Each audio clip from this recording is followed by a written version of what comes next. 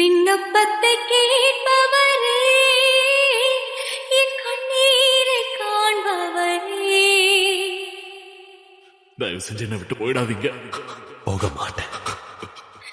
சுகம் தருபவரே, ஸ்தோத்திரம் ஏசையா, என் விண்ணப்பத்தை கேட்பவரே, என் கண்ணீரை காண்பவரே, உம்மால் கூடும் எல்லாம் கூடும், ஒரு வார்த்தை சொன்னால் போதும். நீ விசுவாசிச்சா தேவனுடைய மகிமையை காண்பாயின்னு நான் உனக்கு சொல்லலையா?